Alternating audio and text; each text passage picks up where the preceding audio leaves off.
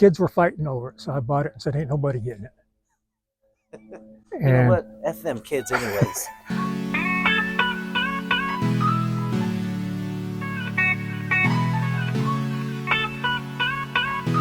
Everything that happens is motivation.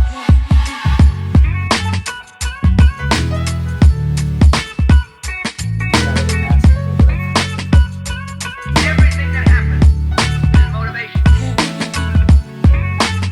If we go to the back and then walk back forward, we can not make a double track.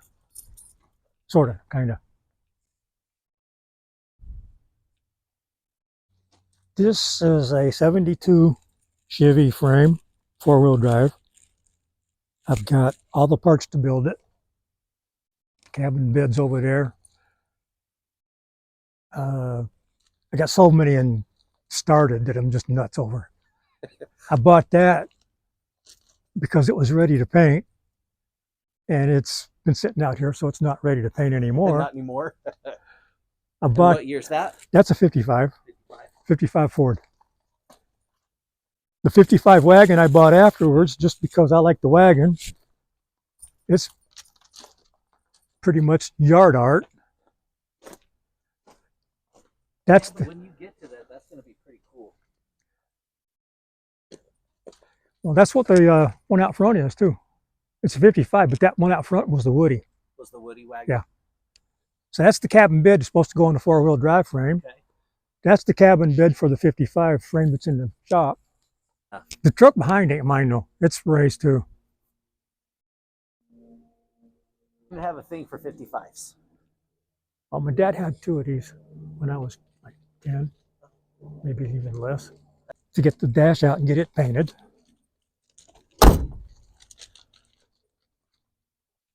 Clean one owner. The 59,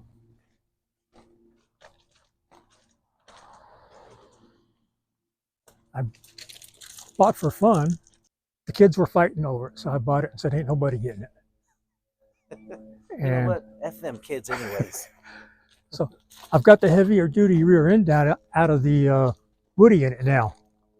Just got to get some springs and shit and mount it. This is the one the seats are for. Okay. Because I don't like that.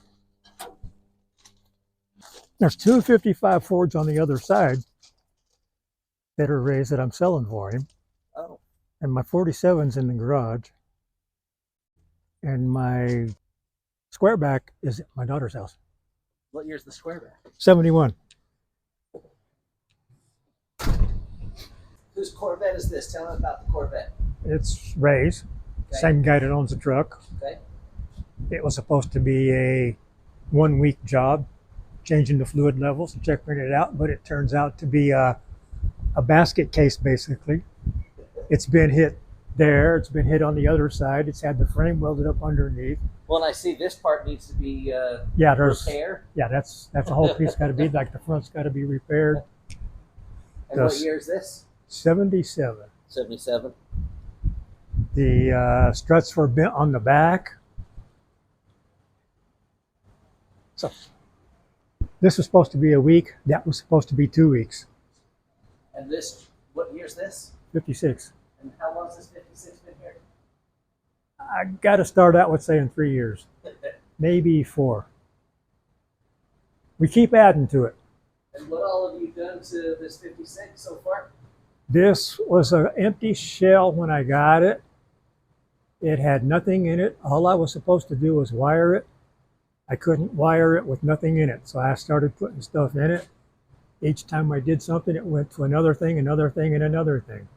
The engine and trans was sitting in it, but I had to move the engine twice to get it where it needed to be. So the guy that owns it's not real happy about it. I mean, it was a painted shell. I put the interior together.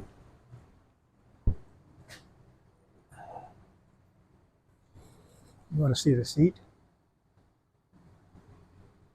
Uncovered. Oh, that's nice. Still got to get a steering wheel for it. That's pretty rad.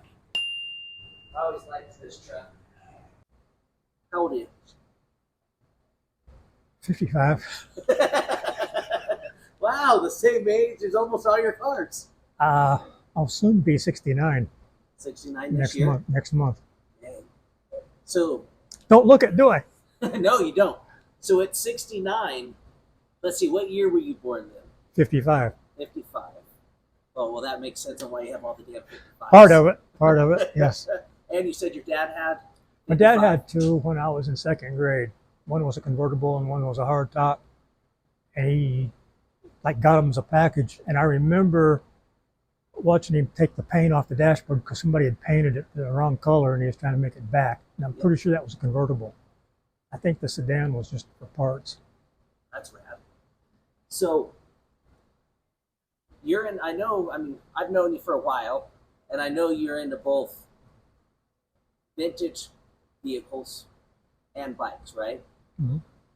So what got you into the vintage vehicles and bikes? The cars, period.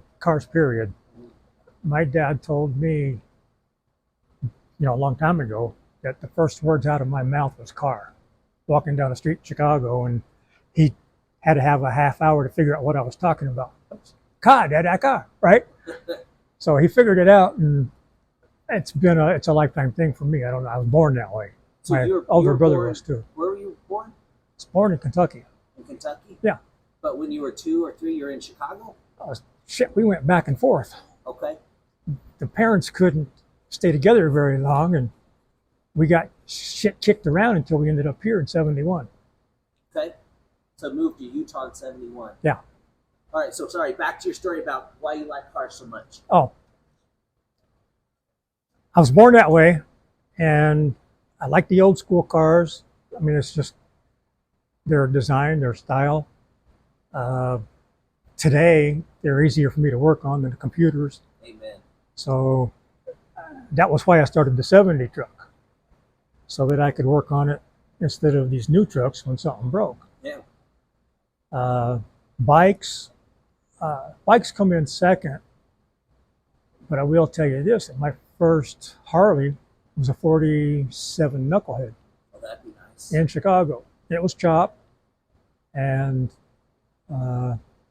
it stayed in Chicago in 1976. Okay. Those are worth some money now. My first car was a 49 Chrysler. Oh. Second car was a 57 English Ford. An English what? Ford. Oh, okay. Was it right-hand drive? No.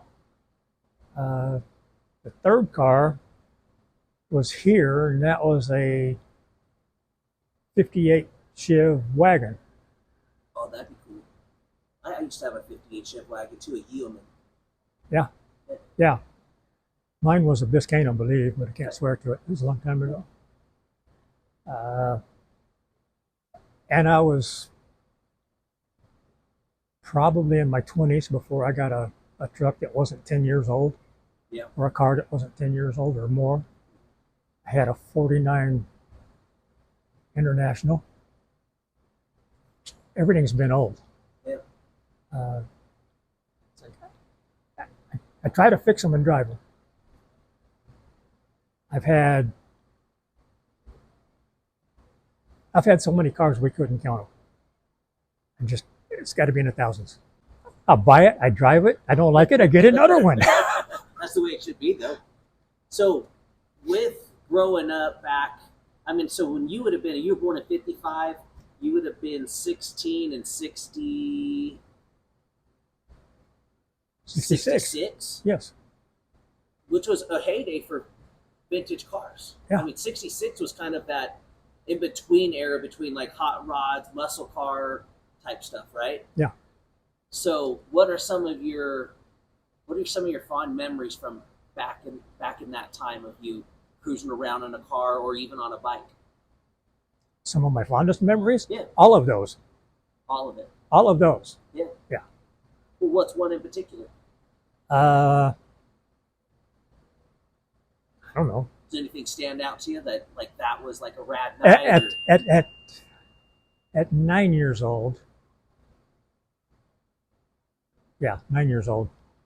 my oldest brother, had built a 62 Falcon, 63 Falcon drag car, funny car, if you will, whatever. Okay. Yeah. He raced that in Indiana, I believe. Can't swear to it, but he told my dad that they should take me to the drag strip. That's how much I liked the cars back then. I remember that one. That was a fun car to ride in too, even on the streets. Once again, back in Kentucky, I was 10, and he happened to be running around down there, and I was in a gas station getting something. And the guys in the gas stations, that's a badass car, that kind of shit. You know, and I said, Yeah. that's my brother. They said, well, last time we heard, that was Jack Pendley. I said, that's my brother. So when would you say your prime was for cars? Besides, I think your prime's right now. You know a lot about cars. You can build a lot of different things. You have a bunch of rad cars, but when do you feel like you really got into the car thing? Into the custom car, race car kind of thing? Yeah, anything. Probably about 82. Okay. That was when I did the chop top. Okay. And what do you think's changed since then to now? Population. It's grown. Well, it's not only grown, but it's changed. Yeah. So many people today don't care about what we care about. They want to ride their electric toys around. Yeah. Or if they don't want to ride their electric toys, they want to stay on a computer or something, or a Game Boy or some shit. That's what's changed. Yeah. I don't want to get myself in trouble here or put my foot in my mouth. But bikers then were the bad guys. Yeah. Choppers and parties and all of that. And it was Harley, Indian, and pretty much whatever you could get your hands on. These days, and this is where I don't want to get, put my foot in my mouth, but I'm going to say it out loud anyway. These days, all the Harley riders are yuppies. They've got money, they got bikes just to show them off. Yeah. And they're all arrogant assholes for the most part. It's, like, there's no brotherhood. They're just all a bunch of individuals getting together, and that's different. That's changed from like 1970 to 2024. Yeah. Good hell. Cars, as far as that cult goes, the younger people like yourself, I turned 50 this year. kids,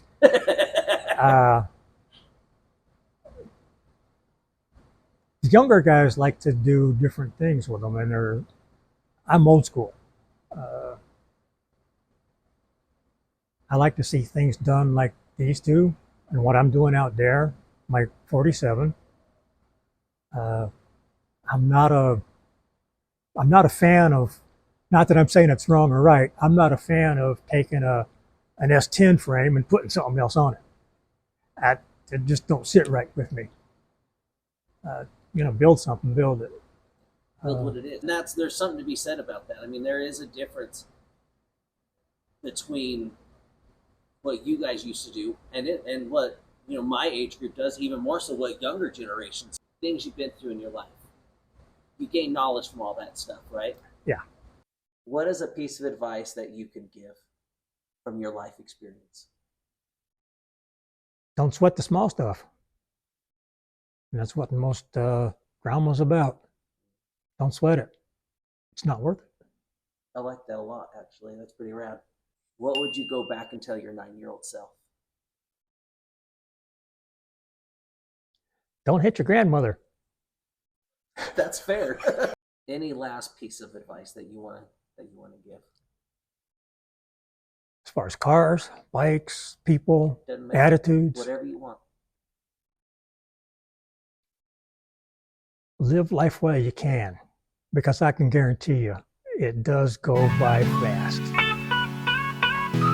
Everything that happens is motivation. The ones that brought us up, they're all gone.